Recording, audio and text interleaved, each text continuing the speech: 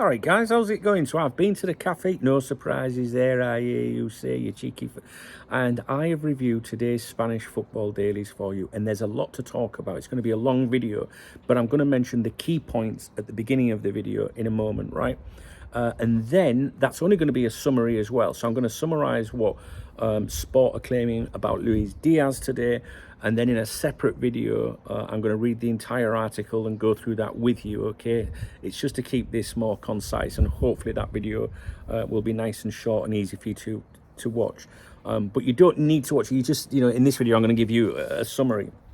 So basically, I review the Spanish football dailies every day of the week. Not because, what they say I take as gospel, but I just think it's good to compare what they're claiming in Spain concerning Liverpool Football Club versus what the journos in England are saying. Now, in England, I only listen to Paul Joyce at the Times and David Ornstein at The Athletic. I don't listen to the LFC clique of journalists.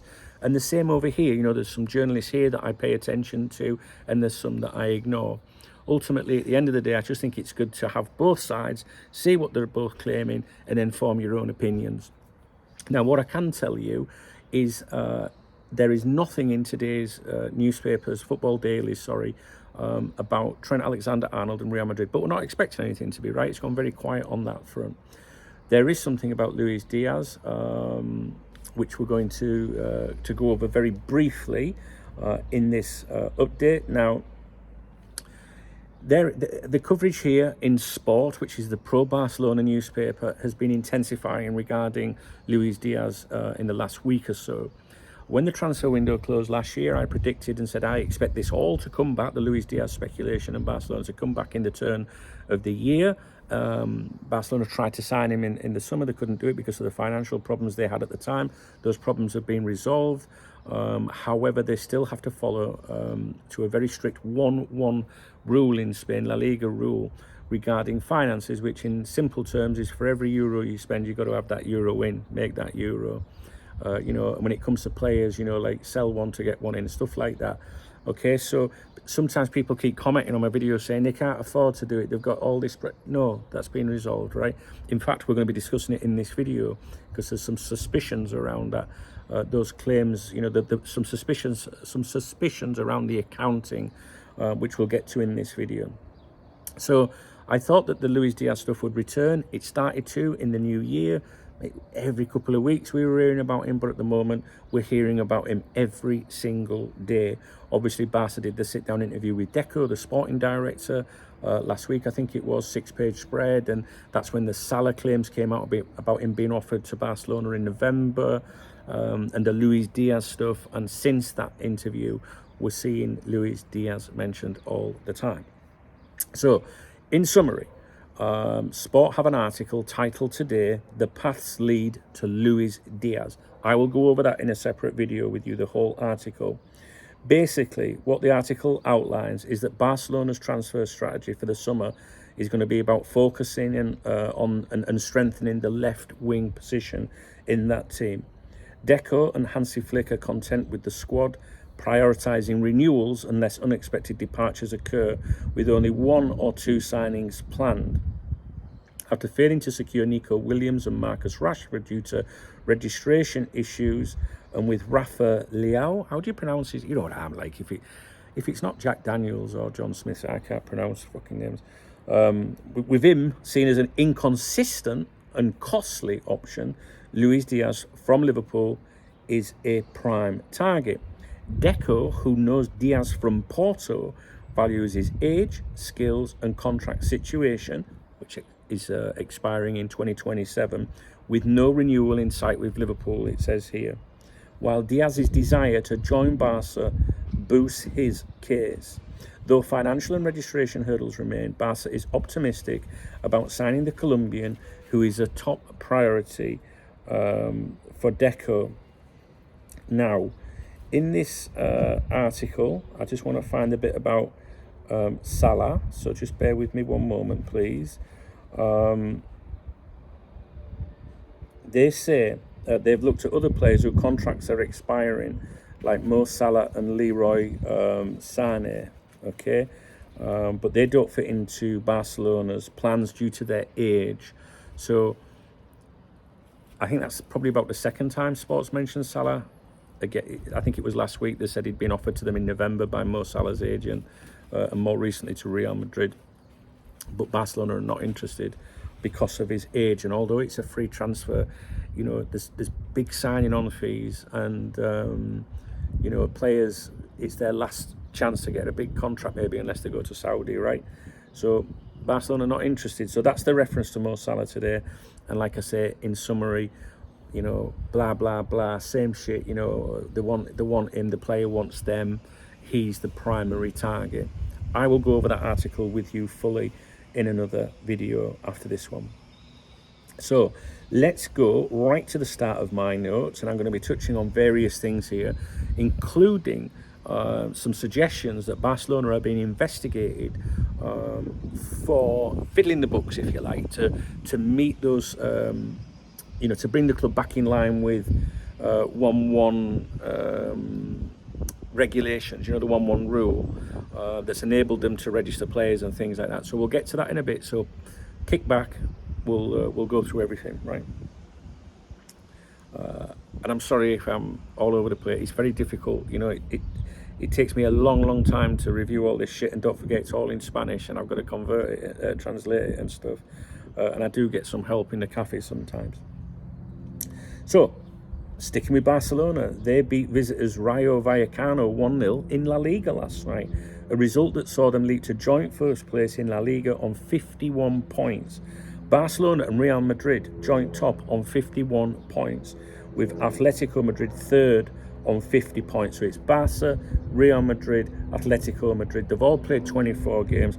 I'm desperate for Atletico Madrid to win the league, because, you know, since spending a lot of time in the cafe each morning, the owner is a big Atletico Madrid fan, and he's a really nice guy. And in fact, I was in the cafe this morning, and it was funny because he started talking to a table, to a guy about the Barcelona game last night, and then another table chipped in, and I could make out that they were all saying about Barcelona, you know. So I want him to win for him, like, you know. So moving on from that, there's a small piece in Marca today on Giorgio Mamardashvili's Valencia. Now, Valencia have been struggling this season, as you know, if you follow my daily updates or if you follow Spanish football in general. Recently, they've started to improve somewhat. Now, they sacked head coach Ruben Baraja after winning just 2 of their opening 17 league games this season, and then they appointed former West Brom boss Carlos Corberán. In their last 7 games, they've collected 11 points. Doesn't sound a lot, but it's so much better form than previously. 3 wins, 2 draws, 2 defeats. This leaves them third from bottom, just a point from safety, but there's a lot of teams around them fighting for survival with little in it. So, you know, 1, 2, 3 points, and they're going to shoot up. There's a lot of teams there that could go down, if that makes sense. Now, Mamardashvili, the incoming Liverpool goalkeeper, hasn't been getting great reviews recently, but with a shaky defence in front of him, I'm not sure we should be worrying too much about that. I don't know. Now, as mentioned last year by myself, Liverpool owners Fenway Sports Group are said to have been watching the struggling club, with people claiming to me privately, and I've gone over this before with you in various streams and on the members' website and whatever, that they might try and attempt to buy the club if they were relegated. In fact, I received an email overnight from one of those people with a fresh update that I'll tell you about later today. And the author of that email was on my live stream last night, so some of you will have seen reference to that.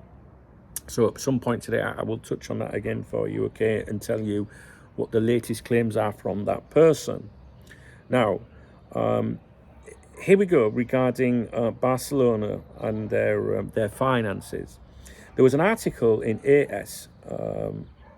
Someone pulled me up recently and said it's not pronounced AS. I know exactly how it's pronounced in Spanish, but when I say that word, YouTube thinks I'm talking about,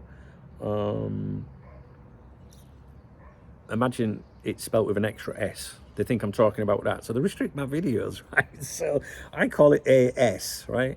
Now, in this article, they state that La Liga, Spain's football governing body,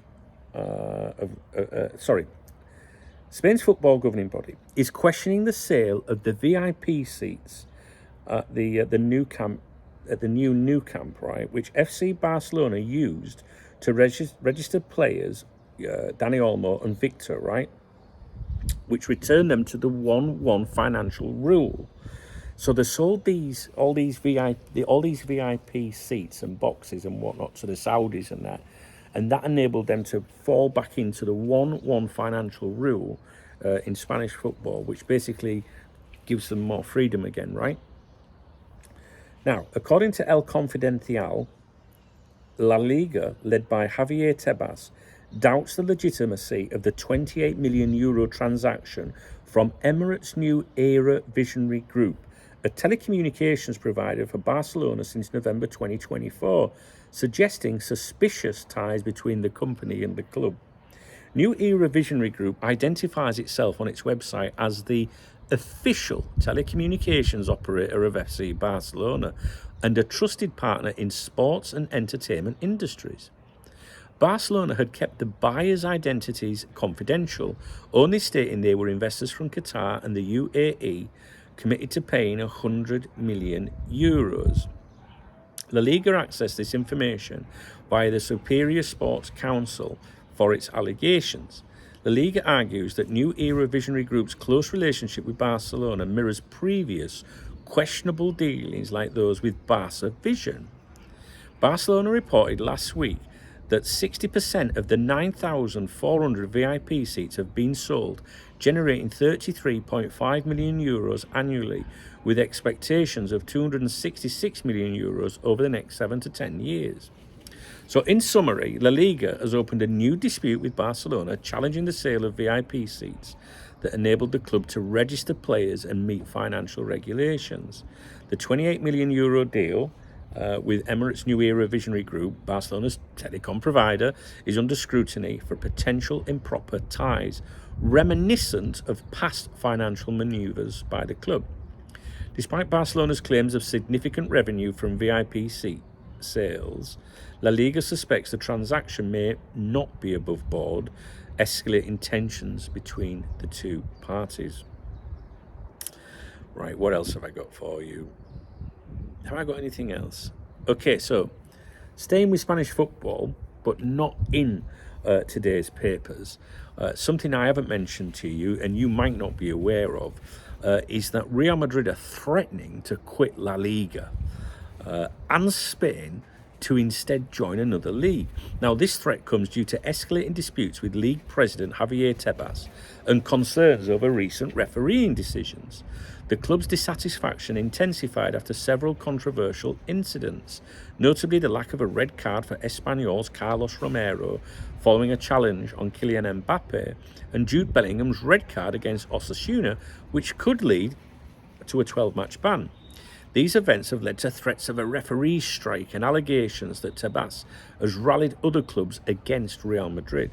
Such a move would require approval from FIFA, La Liga and UEFA. So such a move, as in quitting the league and joining another league in another country, would require approval from FIFA, La Liga and UEFA. Now, 2 years ago, Real Madrid denied they were looking at joining the Premier League.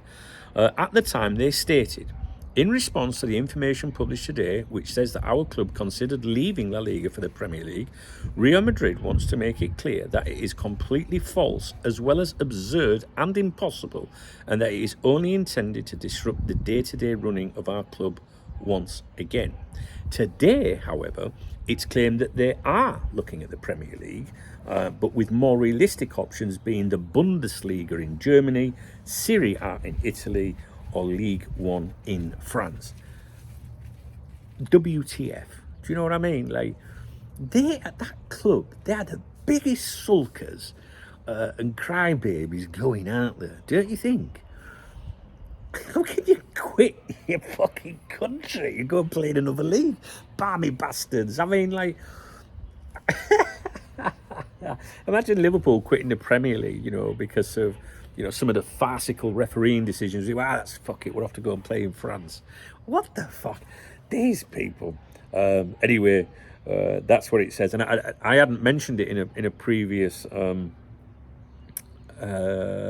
video with you. I think it was in a paper the other day, and I saw it was a huge write-up, and I think it was when the Deco stuff was out, and I was like, I ain't got time for that. It's not really that important, but I thought I'd mention it to you. in this video. So the only bit really that I've missed out in this video is the full article regarding Luiz Diaz with that little mention of Mo Salah, and I will do that in a separate video for you. All right, guys? Excuse me. If you can hear some noise in the background, it's my rescue dog, Remy. Remy Abbas, as we call him. Excuse me, here he is. So that's it. I hope you found the video entertaining. Do you know what? It took me ages to do today's.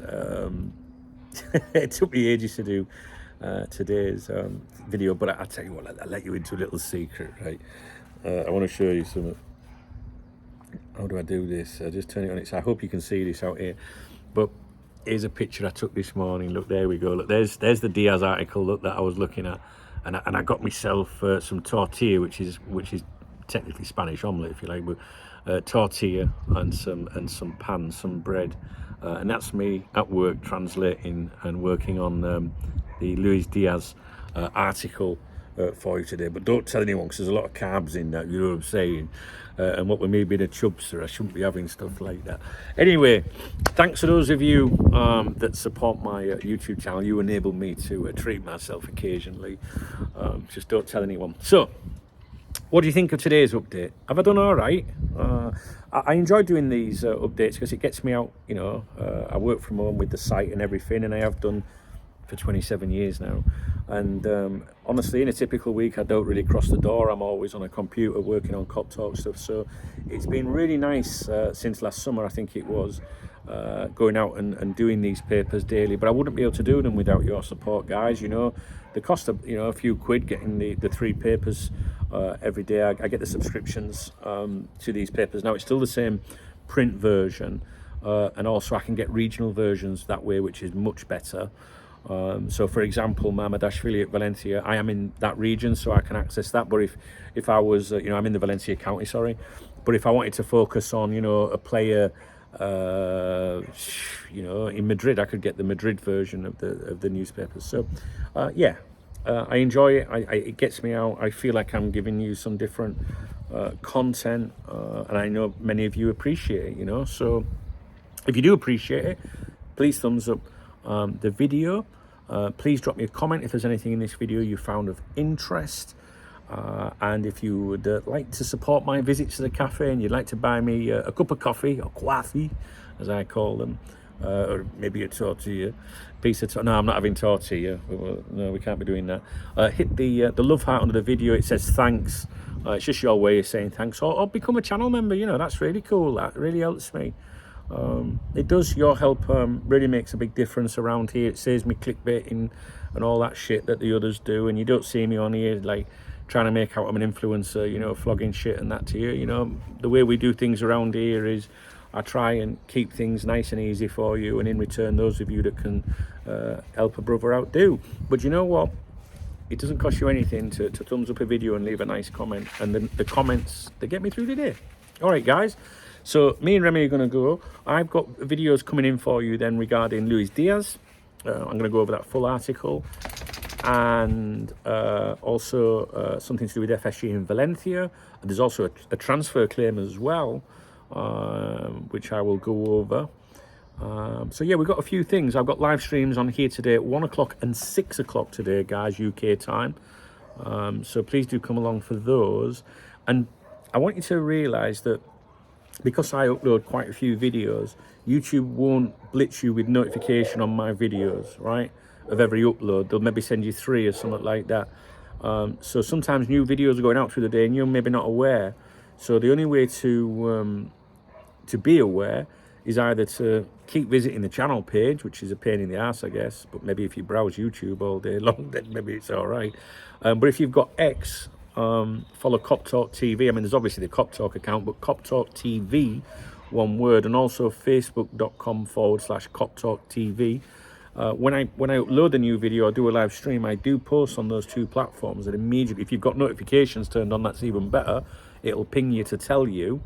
And also we have a chat room on Telegram, which is a free app that you can download. And when I upload new videos and news and stuff, I post that out there. So if you're interested in that, just email support@coptalk.com, because it's a private thing.